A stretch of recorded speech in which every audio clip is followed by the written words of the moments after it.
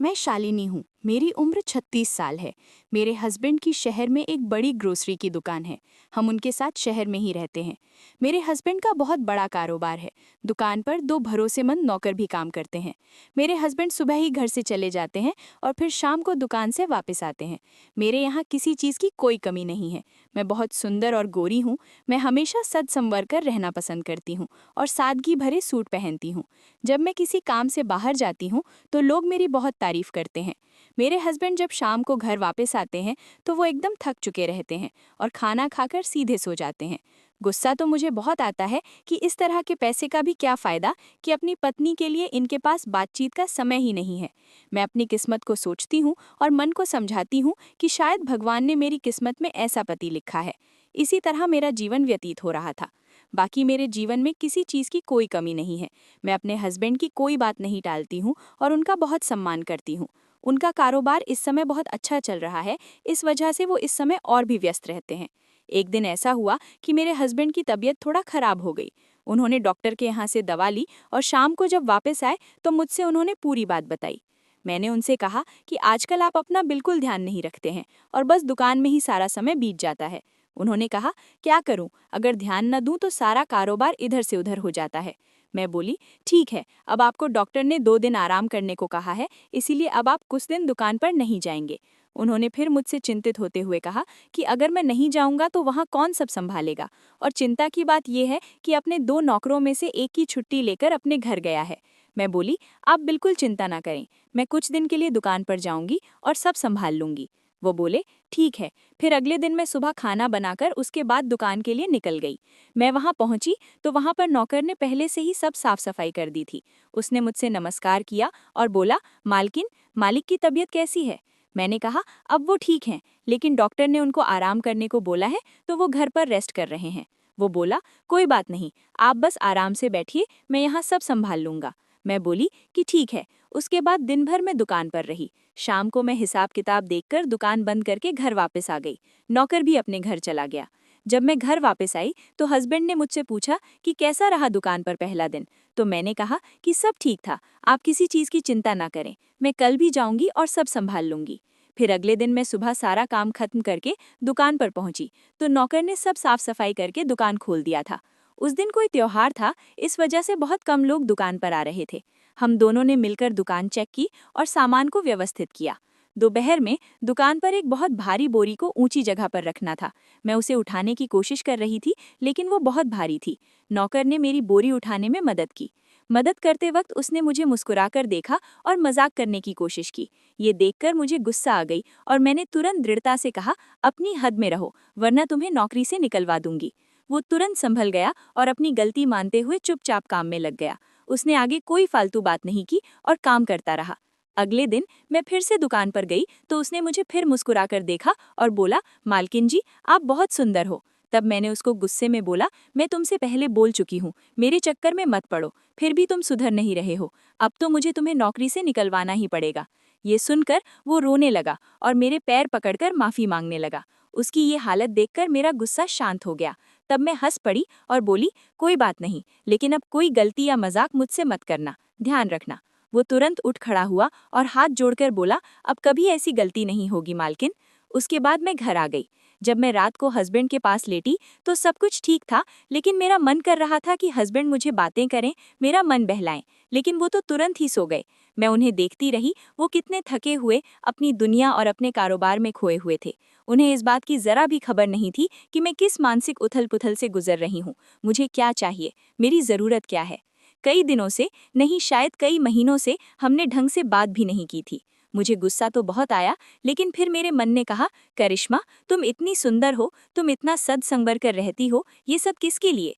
अगर तुम्हारे पति को तुम्हारी परवाह नहीं तो फिर क्या फ़ायदा इस खूबसूरती और इस इंतज़ार का। तभी मुझे उस नौकर की याद आई, वो मुस्कुराहट, वो तारीफ, मालकिन जी, आप बहुत सुंदर हो। कल जब मैंने उसे डांटा था तो वो रोने लगा था, माफ़ी मांगने लगा था, लेकिन आज रात मुझे उस पर गुस्सा नहीं आया, बल्कि मेरे मन में एक अजीब सी कसक थी। मैंने सोचा, मैं कितनी कठोर थी, मुझे इस तरह डांटना नहीं चाहिए था। आखिर वो मेरी तारीफ ही तो कर रहा था। मेरा मन उस खालीपन को भरने की जिद कर रहा था जो मेरे विवाहित जीवन में आ चुका था। मैंने खुद से कहा, मैंने इतनी जल्दी उसे क्यों डांटती? मुझे सुनना चाहिए था वो मेरी तारीफ में और क्या बोलता है। अगर वो मेरी सुंदरता की प्रशंसा करता है तो मैं ही क्यों इस सुख से वंचित रहूं? पति तो अपने कारोबार में व्यस्त हैं। मैंने करवट बदली और फैसला कर लिया। अगली सुबह जब मैं दुकान जाऊंगी तो मैं उसे डांटूंगी नहीं, जो वो बोलेगा सुन लूंगी। मुझे बस अब इस अकेलेपन से आज़ादी चाहिए। अगले दिन सुबह मैं उठी तो तैयार होने में कुछ ज्यादा ही अच्छे से तैयार हुई। मैंने लाल साड़ी पहनी। मुझे पता था कि आज मेरे सजने संवरने का मकसद सिर्फ दुकान संभालने नहीं था। जब मैं दुकान पहुंची तो नौकर ने पहले से ही सब खोल दिया था। उसकी आंखें मुझे देखकर मुस्कुराईं। उसकी मुस्कुराहट में आज पिछली बार वाला डर नहीं था। मालकिन जी नमस्ते, उसने कहा। मैंने आराम से जवाब दिया, हाँ नमस्ते, सब ठीक है। मैंने अपनी आवाज़ को सहज रखा। उसमें पिछली बार वाली कड़कपन बिल्कुल नहीं था। उसके बाद हम दिन भर काम करते रहे, लेकिन आज हमारे बीच की हवा बदली हुई थी। उसने मुझे चाय और गर्मा गर्म जलेबी लाकर दी। हम दोनों ने सामान्य बातचीत की। थोड़ी देर बाद उसने फिर तारीफ की, मालकिन जी, आप इस दुनिया की सबसे सुंदर औरत हैं। मेरा दिल तेजी से धड़क रहा था, लेकिन मैंने उसे रोका नहीं। मैं चुपचाप सुनती रही। अब मुझे इंतजार था कि वो आगे क्या कहता है। उसने धीरे से कहा, मालकिन जी, आपके चेहरे पर इतनी सादगी और इतनी सुंदरता है, आप साक्षात देवी जैसी लगती हैं। उसकी तारीफें सुनकर मेरे मन को बहुत अच्छा लग रहा था। ये वही तारीफ थी जिसकी कमी मुझे घर पर महसूस होती थी। उसने मेरी आंखों में झांका और फुसफुसाते हुए बोला, मैं जानता हूँ मेरे मालिक बहुत अच्छे हैं, लेकिन वो आपको बिल्कुल भी समय नहीं देते। उनको फुर्सत ही नहीं मिल पाती। ये सुनकर मुझे लगा जैसे उसने मेरे दिल की बात कह दी हो। मेरे अंदर का सारा गुस्सा और अकेलापन एक साथ बाहर आने को तैयार था। मैंने उसकी ओर देखकर हल्की सी मुस्कान बिखेरी। मेरे मन में एक डर भी था, इसलिए मैंने उसे छेड़ने के अंदाज में कहा, अगर तुम्हारे मालिक यानी कि मेरे हस्बैंड को पता चल गया कि तुम यहाँ इतनी तारीफें कर रहे हो, तो वे तुम्हें बहुत डांटेंगे और नौकरी से निकाल देंगे।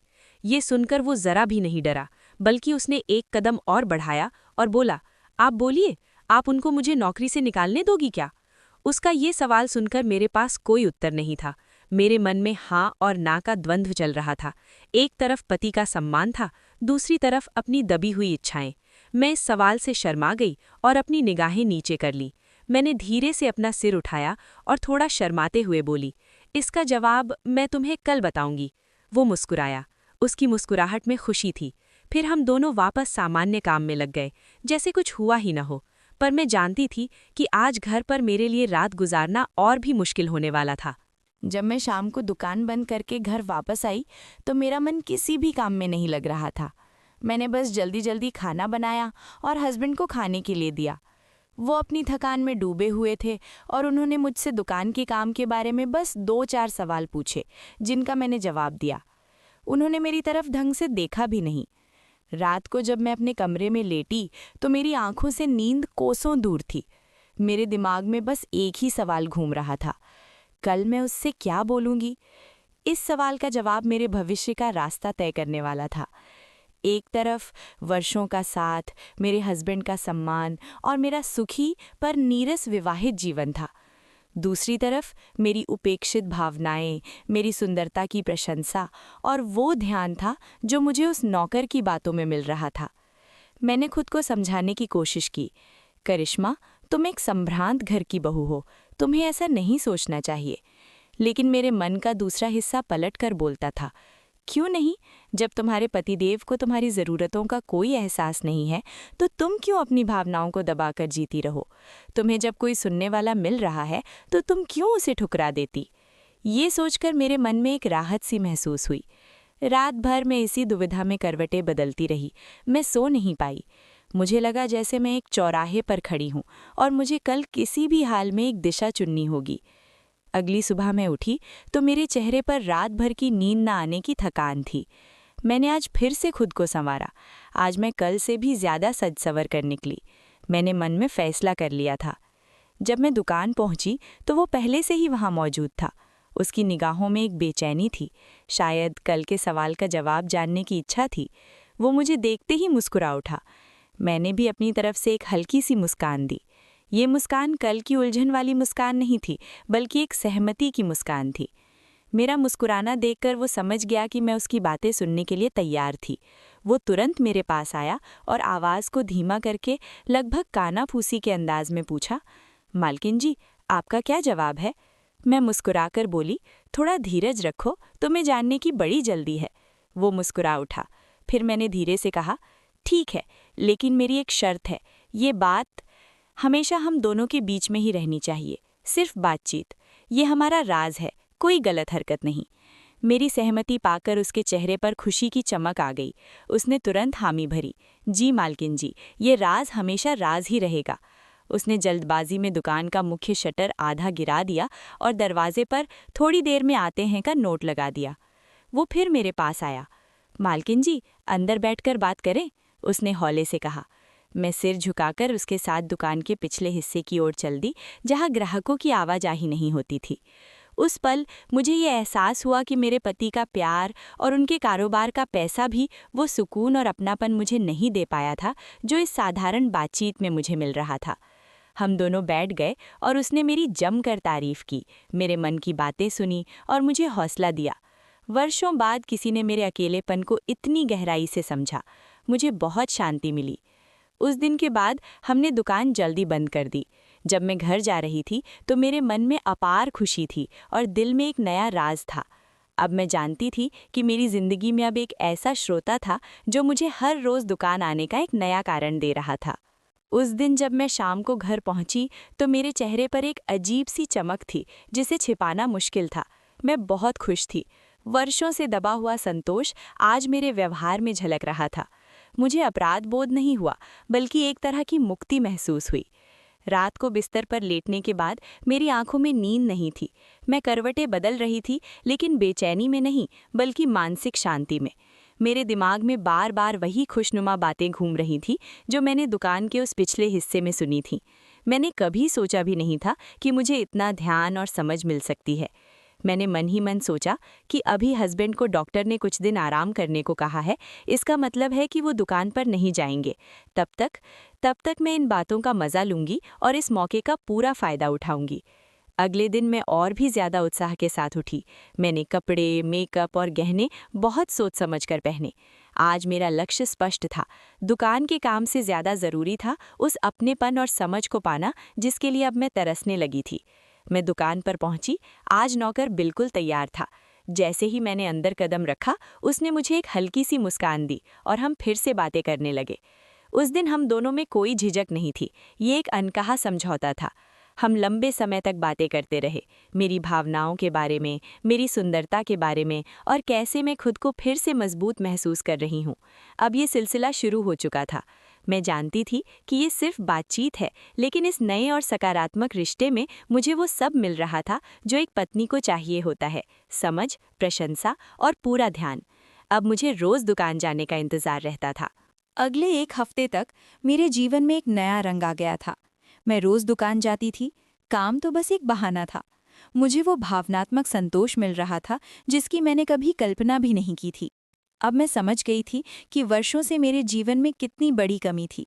मैं उस नौकर को धन्यवाद देती थी जिसने मुझे फिर से जीवंत और आत्मविश्वासी महसूस कराया था। लेकिन ये सुख हमेशा के लिए नहीं था। डॉक्टर ने मेरे हस्बैंड को अब दुकान जाने की अनुमति दे दी थी। जिस दिन उन्होंने दुकान जाने की बात कही, मुझे अंदर ही अंदर बहुत दुख हुआ। मुझे लगा जैसे मेरे जीवन का ये खुशनुमा अध्याय अचानक बंद होने वाला है। मैंने सोचा, अब क्या करूं? अब वो समझ और हौसला कैसे मिलेगा? दुकान पर मेरे हस्बैंड के सामने तो ये सब संभव नहीं था। मेरे मन में बेचैनी छा गई। तब मेरे दिमाग में एक योजना आई। मैंने हस्बैंड से कहा, आज मुझे घर की साफ सफाई करवानी है, कुछ बाहरी काम भी हैं।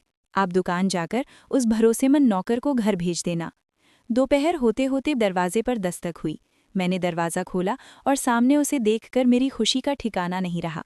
मैंने उसे देखते ही एक गहरी सांकेतिक मुस्कान दी।